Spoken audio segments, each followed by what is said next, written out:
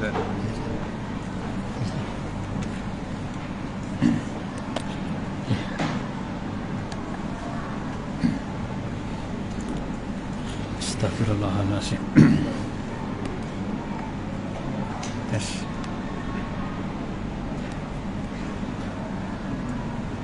Tidak. Tidak. Tes.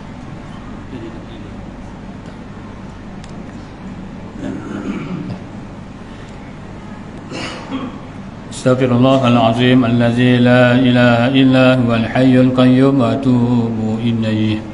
Al-Fatihah. A'udzu billahi minasyaitonir rajim. Bismillahirrahmanirrahim.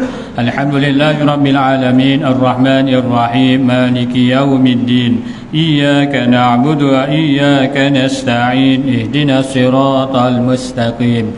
Siratal ladzina an'amta 'alaihim ghairil maghdubi 'alaihim waladdallin. Amin. Assalamualaikum warahmatullahi wabarakatuh. Bismillahirrahmanirrahim. Alhamdulillahirabbil alamin wassalatu wassalamu ala asyrafil anbiya'i wal mursalin wa ala alihi wa sahbihi ajma'in. Subhanaka la ilma lana illa ma 'allamtana innaka antal alimul hakim. La haula wa la quwwata illa billahil aliyyil azim. Yang dirahmati Tuan Pengerusi Surau, ahli tajwid surau, Tuan Iman, Tuan Bilal, seterusnya tuan-tuan, puan-puan, muslim-muslimat yang dikasihi sekalian. Alhamdulillah, kesyukuran kita panjatkan kepada Allah Subhanahu wa taala kerana kita masih dikekalkan dalam kenikmatan iman dan Islam. Kita dapat hadir ke surau menunaikan solat maghrib berjemaah. Malah kita dapat terus duduk dengan i'tikaf mengisi ruang masa yang ada ini antara maghrib dan isyak untuk kita saling ingat mengingatkan di antara satu sama lain. Mudah-mudahan Allah Subhanahu wa taala menerima segala amalan kita dan kita semua digolongkan di kalangan hamba-Nya yang soleh dan solehah insya-Allah. Tuan-tuan yang dirahmati Allah sekalian, malam ni kita tangguhkan pengajian kita berkaitan dengan kisah sahabat untuk kita kongsi-kongsikan lagi berkaitan dengan raya, kan? Dan kita masih lagi dalam suasana hari raya. Malah masih lagi kedengaran lagu-lagu raya di radio dan sebagainya. Dan kita sendiri pun masih ada jemputan-jemputan raya, terutama minggu ni lah. Saya rasa 3 bulan ni memang ramai yang mengadakan sambutan hari raya dengan masjidnya, dengan suraunya, dengan persorangannya dan macam-macam lah. Jadi suasana raya itu masih ada. Jadi tuan-tuan yang dirahmati Allah sekalian, memang benar seperti mana yang disabdakan oleh Nabi SAW, lisaimin farhatun indal fitri wa farhatun indal liqa'i rabbih. Bagi orang yang berpuasa itu ada 2 kegembiraan. Kegembiraan yang pertama ketika berhari raya, dan kegembiraan yang kedua ialah ketika bertemu dengan Tuhannya. Jadi kita dapat menikmati kegembiraan yang pertama hasil daripada puasa yang kita lakukan, iaitu berhari raya. Malah kegembiraan yang kita alami ini bukan sehari dua, malah berterusan, mudah-mudahan sebulan, malah kadang-kala berterusan sampailah raya haji. Tak apa. Baik, tuan-tuan yang dirahmati Allah sekalian, kita bersyukur kepada Allah Subhanahu Wa Taala yang memberikan kita nikmat hari raya. Malah hari raya yang kita rayakan ini adalah hari raya yang disyariatkan oleh Allah Subhanahu Wa Taala.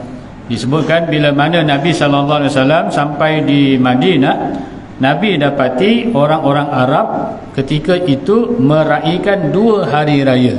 Tetapi hari raya yang mereka raihkan itu sekadar untuk bergembira, bersukaria. Lalu Allah Taala memberitahu kepada Nabi bahawa Allah Ta'ala menggantikan 2 hari raya itu dengan 2 hari yang lebih baik, iaitu Aidil Fitri dan juga Aidil Adha. Bersyukur kita kepada Allah Subhanahu Wa Ta'ala. Sebab itu kalau kita lihat di dalam Al-Quran, Allah Ta'ala menyatakan walitukmilul iddata walitukabbirallaha ala ma hadakum wala'allakum tashkurun. Dan sempurnakanlah bilangan puasa. Bilangan puasa Ramadan sama ada 29 atau 30. Dan alhamdulillah kita dapat 30 hari tahun ni. Bersyukur kepada Allah Subhanahu Wa Ta'ala. Tuan-tuan yang dirahmati Allah sekalian, ketika diumumkan pengumuman hari raya oleh penyimpan Maha Besar Raja-Raja malam Jumaat, apa reaksi spontan tuan-tuan bila terima berita tersebut atau pengumuman tersebut yang menyatakan bahawa hari raya jatuh pada hari Sabtu?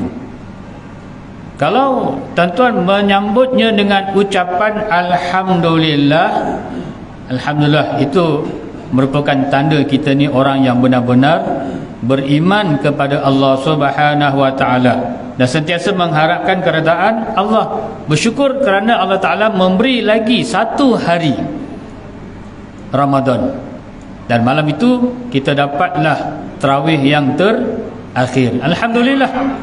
Tapi kalau diumumkan Ramadan, diumumkan hari raya jatuh pada hari Sabtu, lalu spontan keluar dari mulut kita rasa mengeluh, alah, kena puasa lagi punya esok kan, contohlah kan.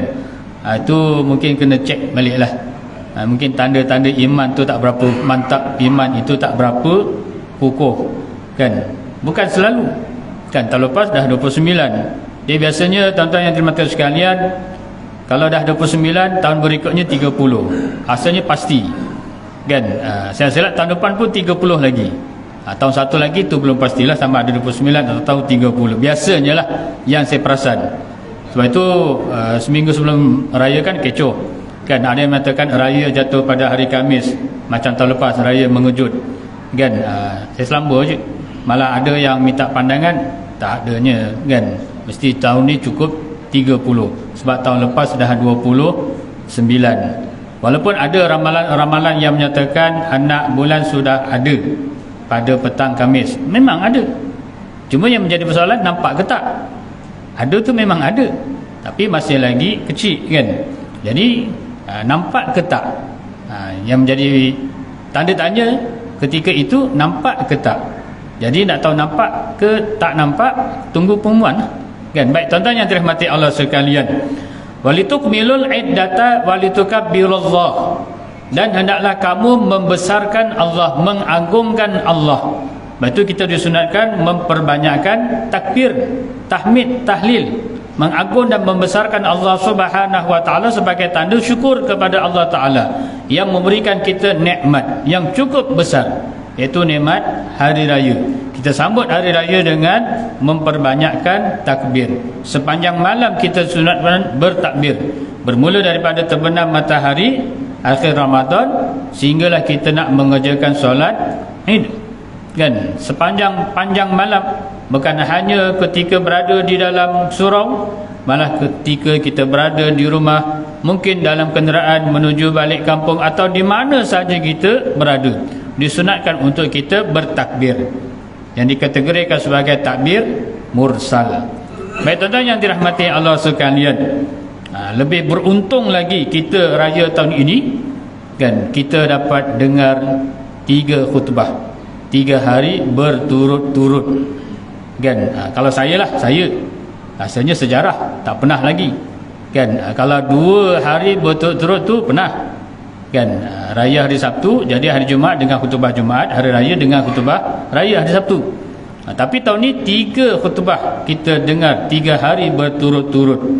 Hari Khamis kita dengar khutbah gerhana kan, hari Jumaat kita dengar khutbah Jumaat, hari Sabtu kita dengar khutbah raya. Kalau yang terlibat lah kan, yang terlibat dia dapatlah dengar 3 khutbah. Silap-silap ada orang 4 khutbah berturut-turut.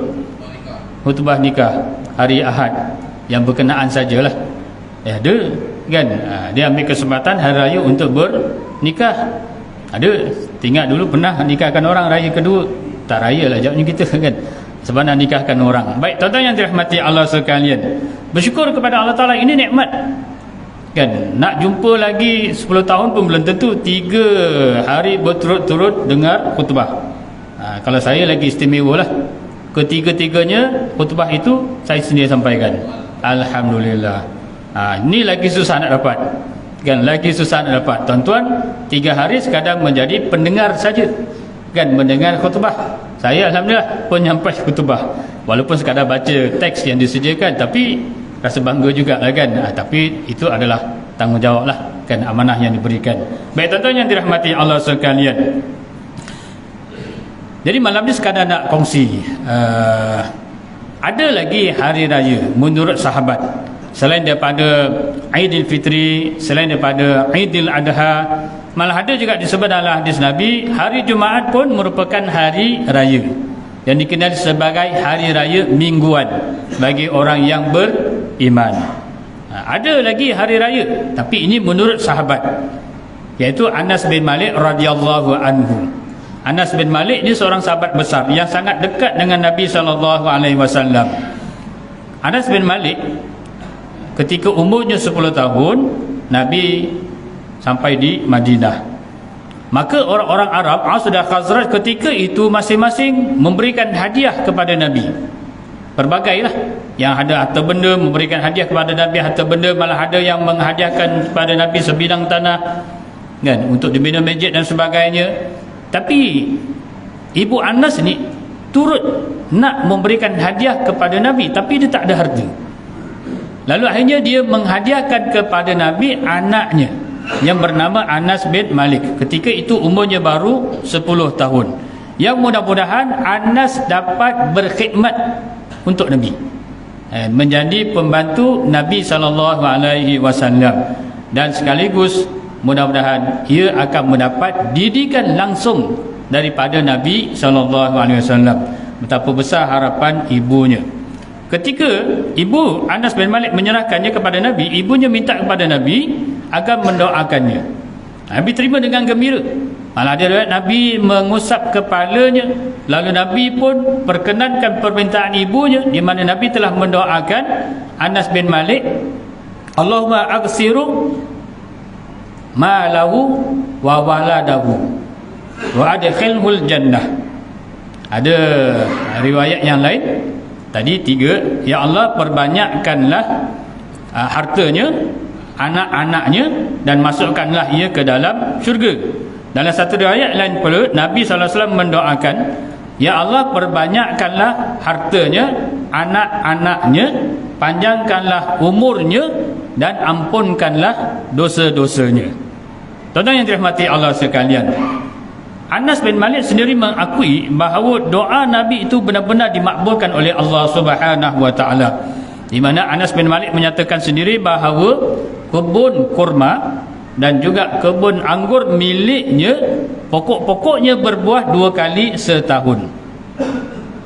Pokok kurma milik Anas bin Malik, begitu juga dengan pokok anggurnya berbuah 2 kali setahun.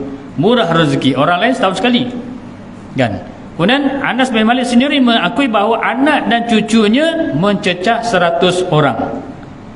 Itu masih hidup, masih hidup, kan? Mencecah 100 orang anak dan cucu, kan? Kemudian umurnya pun sangat panjang. Anas bin Malik wafat pada tahun 93 Hijrah. 93 Hijrah wafat. Tapi kita kena ingat, kan, tahun Hijrah bermula daripada Hijrah Nabi. Ketika itu umur Anas sudah 10 tahun. Jadi 93 kena tambah dengan 10, bermakna ketika ia wafat umurnya 103 tahun. Malah ada pendapat menyatakan Anas bin Malik merupakan sahabat terakhir yang wafat. Subhanallah. Makbul doa Nabi SAW untuk Anas. Baik tuan-tuan yang dirahmati Allah sekalian, Anas bin Malik merupakan sahabat besar, antara sahabat yang banyak meriwayatkan hadis-hadis daripada Nabi SAW. Kalau ikut urutan, Anas bin Malik adalah yang ketiga. Sahabat pertama adalah Abu Hurairah, yang kedua Abdullah bin Umar, yang ketiga Anas bin Malik, yang keempat barulah Sayyidatina Aisyah radhiyallahu anha. Tuan-tuan yang dirahmati Allah sekalian, Anas bin Malik menyatakan bagi orang mukmin itu ada 5 hari raya. Bagi orang mukmin ada 5 hari raya. Yang pertama, hari-hari yang dilalui yang tidak dituliskan baginya sebarang dosa, maka itu adalah Id baginya.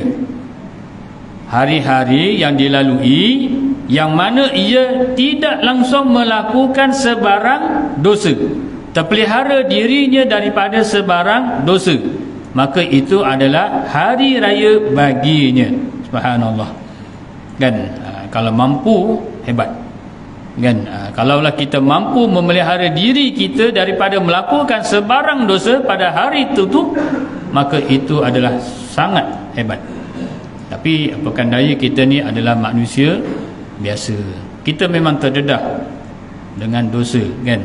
Kadang-kadang kita melakukan dosa dalam keadaan sedar, kadang-kadang kita melakukan dosa dalam keadaan tidak sedar. Kadang-kadang kita melakukan dosa-dosa yang kecil, malah kadang-kadang kita melakukan dosa yang besar.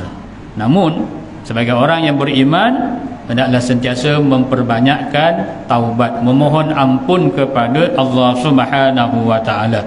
Tuan-tuan yang dirahmati Allah sekalian, perasan tak dalam bulan Ramadan, antara doa yang banyak kita ucapkan adalah doa yang kita baca ketika doa solat tarawih, kan? Allahumma inna nas'aluka ridhaka wal jannah wa na'udzubika min sakhatika wan nar.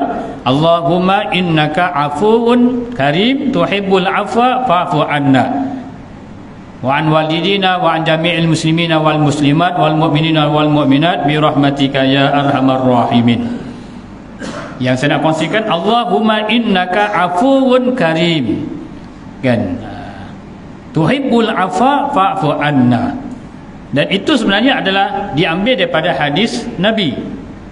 Satu ketika Sayyidatina Aisyah radhiyallahu anha bertanya pada Nabi, sekiranya bertemu dengan malam Al-Qadar, apakah yang perlu ia doakan? Maka Nabi pun ajar, Allahumma innaka afuwun. Ada yang katakan Allahumma innaka afuwun karim tuhibbul afwa fa'fu anni. Ya Allah, sesungguhnya engkau maha pengampun, kan? Karim, lagi maha mulia. Tuhibbul afwa, dan engkau suka memberikan keampunan. Fa'fu anni, maka ampunkanlah aku. Kenapa dalam bulan Ramadan kita banyak doa tersebut, kan? Lebih-lebih lagi ketika kita solat tarawih, lebih-lebih lagi ketika malam Al-Qadar. Tuan-tuan yang dirahmati Allah sekalian, ulama menyatakan ada beza antara maghfirah dengan afuun. Maghfirah makna keampunan Allah Ta'ala, afuun pun maknanya keampunan Allah Subhanahu wa Ta'ala, tapi ada sedikit beza, kan? Maghfirah, keampunan Allah Subhanahu wa Ta'ala, kan? Kita beristighfar, memohon ampun, ataupun ialah menggunakan lafaz-lafaz yang lain, tubna ilallah atau sebagainya. Kita mohon ampun dengan bersungguh-sungguh, yang mudah-mudahan bila mana Allah Ta'ala mengampunkan dosa-dosa kita, Allah Ta'ala ampunkan dosa-dosa kita, kan?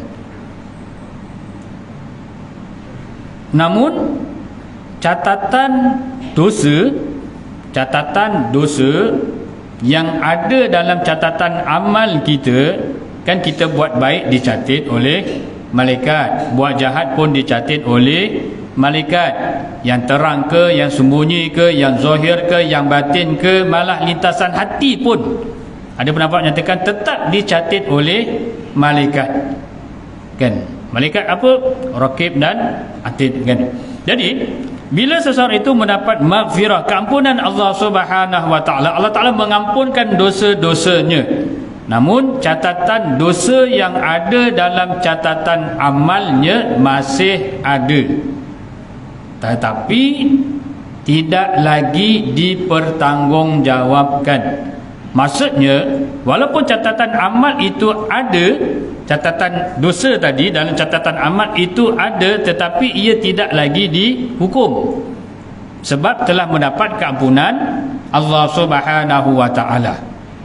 Beza dengan afuun, bila seseorang itu mendapat keampunan Allah Subhanahu wa Ta'ala, afuun ini keampunan Allah Subhanahu wa Ta'ala, dan dalam masa yang sama Allah Ta'ala menghapuskan catatan dosa yang ada dalam catatan amalnya. Bermakna catatan dosa tadi bersih, kosong. Yang ada hanyalah catatan kebaikan yang dilakukan. Nanti bila dibentangkan di hari akhirat, yang ada hanya catatan kebaikan sahaja, dosa tiada. Itu beza afuun. Bulan Ramadan merupakan bulan yang mulia, malam Al-Qadar lebih-lebih lagi lah, maka kita digalakkan untuk mendoakan dengan doa tadi kan, Allahumma innaka afuwun tuhibbul afwa fa'fu anni. Dan mudah-mudahan kita mendapat afuwun daripada Allah Subhanahu wa taala, barulah kita layak untuk menyambut Aidil Fitri. Bukan sekadar berhari raya, malah mudah-mudahan Aidil Fitri kembali kepada fitrah, kembali kepada kesucian, seperti bayi yang baru dilahirkan, mudah-mudahan. Baik, tuan-tuan yang dirahmati sekalian, jadi memanglah sukar, namun kita tak boleh berputus asa, malah kita kenalah memperbanyakkan mohon ampun kepada Allah Subhanahu wa taala. Tapi kalaulah kita mampu memelihara diri kita daripada melakukan sebarang dosa, maka itu adalah dianggap id baginya. Tuan-tuan yang dirahmati sekalian, memang kita terdedah, keluar rumah saja pasti kita akan melakukan dosa, sama ada sengaja atau tidak sengaja, terutama dosa mata kan, dosa mata. Baru ni tengok satu video kan, ada tapi dialog tu bunyi Arab lah, bukan orang Arab kan. Pada mulanya memang gelak-gelak takut-tawa, tapi akhir sekali pengacara bertanya pada budak tadi buta. Lalu dia tanya, kamu tak rasa sedih ke, tak rasa ada kekurangan ke, ataupun tak rasa marah pada Allah ke yang telah menjadikan kamu dalam keadaan buta? Lalu budak tadi pun menjawab, dia tak ada sedih, dia tak ada menyesal, dia tak ada marah pada Allah, malah dia bersyukur. Dan dia bersyukur kepada Allah Ta'ala yang telah menjadikan ia dalam keadaan buta kan. Lalu pengacara pun tanya, kenapa kan? Patutnya sedihlah sebab tak dapat lihat kan. Lalu dia pun beritahu, dengan keadaan butanya itu menjadikan ia tidaklah melihat perkara-perkara yang mungkar, perkara-perkara dosa, maka dia terselamatlah daripada melakukan dosa mata. Subhanallah kan. Jadi jawapan yang diberikan oleh budak tadi menyebabkan pengacara tadi yang pada mulanya nampak ceria, nampak gembira, tapi bertukar menjadi terharu, sedih, sehingga akhirnya menitiskan air mata. Saya kali pertama tengok pun, bila kita hayati, tak sangkalah itu jawapan yang keluar daripada budak tersebut kan.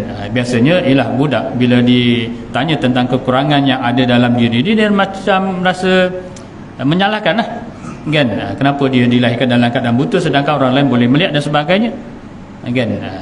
Tapi budak tadi tidak langsung menyalahkan Allah, malah tidak menyalahkan sesiapa, malah dia bersyukur. Subhanallah. Baik tuan-tuan yang penting, itu yang pertama kan. Yang kedua, hari di mana seseorang itu meninggalkan dunia, meninggal dunia lah, mati kan.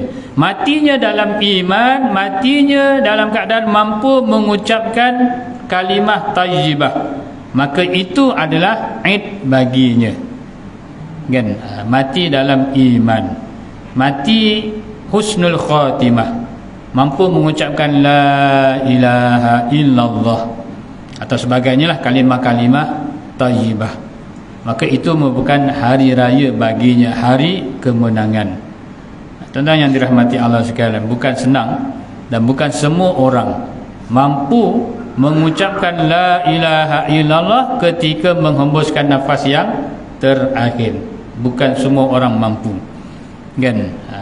Malah ada yang menyatakan apa yang biasa diucapkan masa dia sihat, itulah nanti yang akan diucapkan masa dia nak mati kan. Mudah-mudahan kalaulah kita selalu berzikir mengingati Allah, maka di hari hayat kita juga kita mampu untuk berzikir mengucapkan kalimah tayyibah. Mudah-mudahan tuan-tuan yang dirahmati Allah sekalian, sebab itu kita kena banyakkan doa. Allahumma khtim lana bi husnil khatimah wala takhtim alaina bi su'il khatimah kan. Kita tengok dalam TV macam senang, berlakon boleh lah, tapi hakikatnya wallahu alam, ketika dalam sakarat ataupun kita sebut sebagai nazak, dia berhadapan dengan pelbagai ujian. Dan kalau imannya kuat, banyak amal soleh yang dilakukan, mudah untuk dia menyebut kalimat tayyibah la ilaha illallah. Tapi kalau masa sihatnya banyak melakukan perkara-perkara yang mungkar kan, jauh sekali nak berzikir mengingati Allah, agak-agak bila nak mati dia mampu tak mengucapkan kalimah la ilaha illallah. Belum tentu.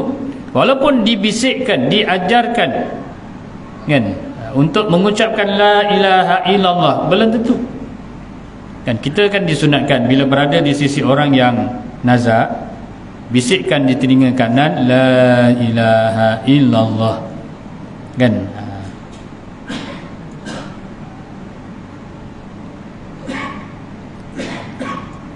Disebut dalam hadis lakinu ala mautakum la ilaha illallah atau kama qala, ajarkanlah orang yang nak mati la ilaha illallah, ajarkan kan. Maknanya kita kena sebut yang mudah-mudahan dia akan ikut, itu yang sepatutnya. Tapi kadang-kadang orang kita ni bila berada di sisi orang yang dalam keadaan nazak nak meninggal, kita suruh apa? Mengucap ya, mengucap ya, kita suruh mengucap kan. Jadi menyalahilah. Yang disuruh apa? Ajarkan. Maksud ajarkan tu kita kena ucapkanlah, kena sebut, mudah-mudahan dia akan ikut kan. Bukannya kita suruh dia mengucap mat, mengucap ya kan, silap-silap dia mengucap kan, dia sebut juga mengucap, habislah kan. Kena ajarlah. Kalau nak suruh dia mengucap, kena ajar. Asyhadu an la ilaha illallah wa asyhadu anna muhammadar rasulullah, kena ajar. Tapi tu panjanglah kan, ajarlah la ilaha illallah. Dan ketika itu kita kena sentiasa bersangka baik, walaupun mungkin kita tak dengar dia mengucapkan, tapi kena bersangka baik, mudah-mudahan dia ikut dalam hati. Walaupun dia sekadar mampu mengucapkan la ilaha, lepas tu dia pun meninggal, tetap kita kena bersangka baik, walaupun zahir maknanya tu tak elok lah.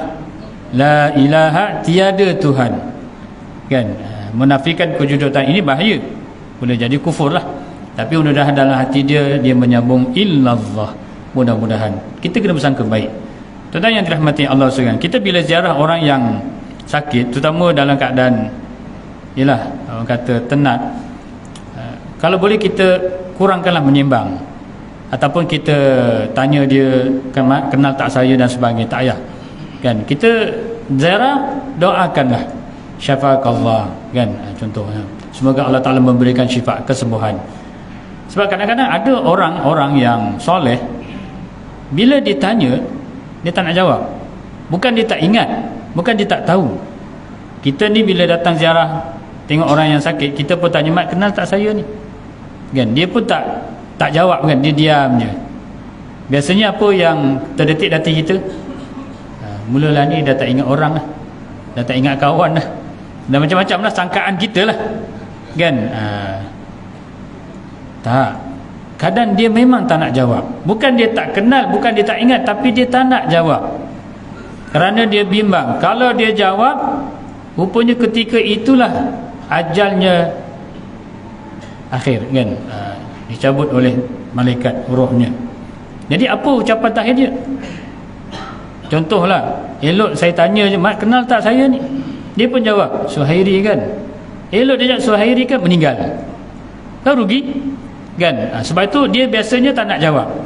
Jadi bila tak nak jawab, kita kena bersangka baiklah kan. Dia tak nak jawab itu kerana dia bimbang. Kalau lah dia mengucapkan sesuatu yang bukan daripada zikir-zikir, tiba-tiba meninggal, maka itulah menjadi kalimah yang terakhir. Sedangkan Nabi dah menyebut, man qala fi akhir kalamihi la ilaha illallah dakhalal jannah. Barang siapa yang mengucapkan di akhir kalamnya la ilaha illallah dakhalal jannah, pasti akan dimasukkan syurga. Jadi tuan-tuan dan sekalian, sekiranya meninggal, matinya itu dalam iman, matinya dalam keadaan mampu mengucapkan kalimah-kalimah thayyibah, maka itu adalah hari raya baginya. Dua. Yang ketiga, hari ketika seseorang berjaya melepasi titian sirat, maka itu adalah haid baginya. Berjaya melepasi titian sirat. Semua orang pasti akan melalui titian sirat di hari akhirat nanti, dan pastinya ia bergantung pada amalnya ketika hidup di dunia. Ada yang laju sangat, sepantas kilat, ada yang macam berlari, ada yang macam berjalan, ada yang macam merangkak, malah ada yang jatuh kan. Wallahu alam. Masa bila berlakunya titian sirat itu, kan? Dulu biasa kita faham titian sirat itu adalah sesudah berlakunya hisab dan mizan. Hisab dan mizan. Hisab tu hitungan amal lah, mizan timbangan. Kan, timbangan amal maknanya amalan dah ditimbang lah, kan. Jadi nak dapatkan pembalasan. Jadi bila berjaya melepasi titian sirat, masuklah syurga. Wallahu alam. Tapi ada juga pendapat, kan, walaupun ramai yang tak setuju, itu kita raikan lah perbezaan pendapat. Ada yang mengatakan titian sirat itu adalah laluan menuju ke padang mahsyar. Laluan menuju ke padang mahsyar. Pada masa ini tempat perhimpunan semua manusia untuk dihisab dan juga berlaku mizan. Jadi ada yang mengatakan titian sirat itu adalah menuju kepada mahsyar, maknanya belum lagi berlaku hisab dan mizan. Wallahu alam. Tapi yang pastinya semuanya akan melalui titian sirat. Jadi saat ia selamat melintasi titian sirat, maka itu adalah Aid baginya, hari raya. Wallahu alam. Mudah-mudahan Allah Ta'ala menyelamatkan kita, dapat melepasi titian sirat dengan selamat, insya-Allah. Baik, tuan-tuan yang sekalian, saya ringkas. Yang ketiga, yang keempat, saat ia dimasukkan ke dalam syurga, maka itu adalah Aid baginya. Masuk ke dalam syurga. Ada yang masuk ke dalam syurga tanpa hisab.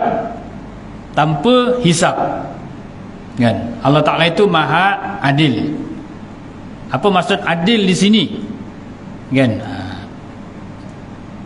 Allah Ta'ala itu maha mengetahui, maha bijaksana. Walaupun tanpa hisab, Allah Ta'ala mengetahui keadaan seseorang itu, kan? Terutama orang-orang yang soleh, para rasul, para anbiya dan sebagainya. Mereka ini sangat dekat dengan Allah Ta'ala. Mereka dijamin oleh Allah Subhanahu Wa Ta'ala pasti masuk syurga. Malah mereka inilah antara golongan yang masuk syurga tanpa hisab. Ada orang masuk syurga setelah berlaku hisab dan mizan. Tadi tanpa hisab, tanpa mizan, kan? Sebab Allah Ta'ala itu maha mengetahui, kan? Kita jangan fikir Allah Ta'ala tu macam kita nak kena ada hisab dan mizan barulah boleh ada pembalasan. Tak, Allah Ta'ala itu maha mengetahui. Allah Ta'ala itu maha adil, kan? Baik, itu tak betul bila diceritakan bahawa di dalam kubur seseorang itu boleh mendapat nikmat dan mungkin juga akan menerima azab kubur. Boleh, kan? Sebab Allah Ta'ala itu maha adil, kan? Tapi ada yang menganggap ketika berada di dalam kubur ianya merupakan tempat rehat, tidak ada sebarang pembalasan. Mereka berhujah hanya sekadar mengikut logik akal. Kerana apa? Kerana ketika itu belum lagi berlaku hisab dan mizan, belum lagi diadili amalan-amalannya. Maka bagaimana Allah Ta'ala nak membalas? Mereka cuba berhujah begitu. Sedangkan Allah Ta'ala itu maha adil, maha mengetahui tentang amalan seseorang. Sekalipun tanpa hisab, tanpa mizan, Allah Ta'ala berhak untuk memberikan pembalasan terhadap apa yang dilakukan waktu hidup di dunia. Sebab Allah Ta'ala itu maha mengetahui. Jadi sekalipun tanpa hisab, tanpa mizan, Allah Ta'ala berhak, Allah Ta'ala maha mengetahui. Jadi berlaku hisab dan mizan itu untuk supaya kita tak boleh lagi nak berdalak-dalih, nak menafikan atau sebagainya. Jadi tuan-tuan yang sekalian, ada yang masuk syurga setelah berlaku hisab dan mizan. Macam mana mizan yang dikatakan timbangan itu? Wallahu alam. Kalau dulu-dulu biasa digambarkan macam dacing, ada kanan ada kiri lah. Yang kanan tu amal baik, yang kiri tu amal jahat. Wallahu alam. Kalau yang kanan ni berat, bermakna amal baiknya beratlah. Tapi kalau amal kirinya yang berat, kan, timbangan belah kirinya berat, bermakna amal jahatnya lebih banyak. Wallahu alam. Dululah gambaran mizan begitu. Tapi hari ini yang dikatakan timbang, macam-macam kan. Banyak dah sekarang timbang tak ada kanan kiri dah, satu je kan. Wallahu alam. Jadi bagaimana yang sebenarnya mizan Allah Ta'ala itu, wallahu alam. Baik, ada yang setelah berlaku hisab dan mizan, maka dia dimasukkan ke dalam syurga kerana amal solehnya lebih banyak kan. Ada yang masuk syurga setelah berlaku hisab dan mizan, didapati amal jahatnya lebih banyak. Bila amal jahatnya lebih banyak, maka tempatnya adalah neraka. Namun ia mendapat rahmat dan keampunan Allah, maka dia dimasukkan ke dalam syurga, tak masuk dalam neraka. Tapi ada juga orang yang masuk ke dalam syurga setelah berlaku timbangan amal tadi, hisab dan mizan, didapati amal jahatnya lebih banyak, maka dia dimasukkan ke dalam neraka. Habis tempoh pembalasan, barulah dia dimasukkan ke dalam syurga. Jadi ada yang masuk syurga cepat dan ada yang masuk syurga lambat. Namun saat ia dimasukkan ke dalam syurga, maka itu adalah Eid baginya, hari raya. Kalau saya sambung sikit lepas azan.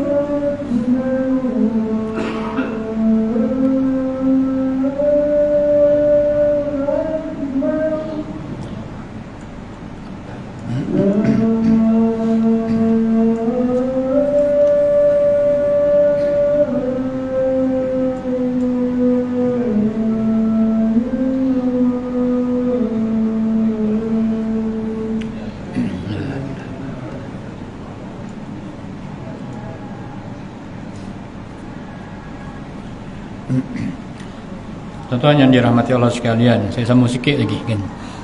Jadi yang keempat, saat ia dimasukkan ke dalam syurga, maka itu adalah hari raya baginya. Yang kelima, saat ia dapat melihat zat Allah Subhanahu wa taala, maka itu adalah Id baginya, hari raya. Dapat melihat zat Allah Subhanahu wa taala. Ini yang disebut tadi dalam hadis, disaimin farhatan kan. Farhatun indal fitri wa farhatun inda liqa'i rabbih. Allah Ta'ala menjanjikan kegembiraan bagi orang yang berpuasa, salah satunya ialah dapat melihat Allah Subhanahu wa taala di hari akhirat nanti, pastinya di dalam syurga. Bukan sekadar Allah Ta'ala menjenguk ahli syurga, malah Allah Ta'ala mengucapkan salam. Salamun qaulam mir rabbir rahim. Ucapan salam daripada Tuhan yang Maha Pemurah lagi Maha Penyayang. Kan, tuan-tuan yang dirahmati sekalian, melihat zat Allah Ta'ala di dalam syurga itu merupakan nikmat yang paling besar, mengatasi nikmat-nikmat syurga yang lain. Malah diriwayatkan, bila mana Allah Ta'ala jenguk ahli syurga yang sedang menikmati nikmat syurga, semuanya terpegun melihat Allah Subhanahu wa taala, sehingga mereka lupa tentang nikmat yang sedang mereka nikmati. Semua mata tertumpu melihat zat Allah Subhanahu wa taala. Subhanallah. Itu pun dianggap sebagai nikmat hari raya. Kan, malah dianggap hari raya oleh Anas bin Malik bagi orang yang beriman. Mudah-mudahan Allah Ta'ala mengurniakan kepada kita kelima-lima hari raya tadi. Raya puasa dan juga raya haji itu pasti, kan, insya-Allah. Tapi yang 5 tadi menurut Anas bin Malik, maka perlulah kita usahakan. Mudah-mudahan Allah Ta'ala mengurniakan kepada kita semua, insya-Allah. Baik, tuan-tuan yang dirahmati Allah sekalian, sebelum tutup, kadang kita dengar ada kata-kata sindiran, tapi nampak macam tahun ni dia tak berapa banyak, kan. Apa dia? Kata-kata yang menyebut tentang mencari orang yang hilang. Kalau tahun-tahun sebelumnya nampak macam banyak juga, kan, mencari orang yang hilang. Bila dengar tu kita nak tahu apa atau siapa yang hilang, kan. Bila baca balik, rupanya kata-kata sindiran, kan. Apatah lagi dinyatakan kali terakhir berjumpa ketika solat Id hari raya, kan. Ketika solat itu merupakan kali terakhir jumpa. Lepas tu tak jumpa, seminggu tak jumpa, 2 minggu tak jumpa, kan. Tak jumpa di masjid lah, tak jumpa di surau. Maknanya apa? Tak datang-datang, kan. Tak datang-datang berjemaah di surau, di masjid, kan. Sedangkan dalam bulan Ramadan selalu jumpa di surau, di masjid, rajin berjemaah. Tapi bila habis Ramadan, ke mana hilang? Tak nampak bayang. Adakah kita ni beribadat hanya dalam bulan Ramadan? Sedangkan Ramadan itu adalah latihan, dan sudah tentu kesannya selepas Ramadan. Tapi nampak orang kita macam tu lah. Ramadan alhamdulillah, kan. Tahun ni nampak ada perubahan besar. 10 yang terakhir nampak orang kita lagi ramai beribadat, alhamdulillah. Tapi mudah-mudahan akan datang ni kesan selepas Ramadan pun bertambah baik, insya-Allah.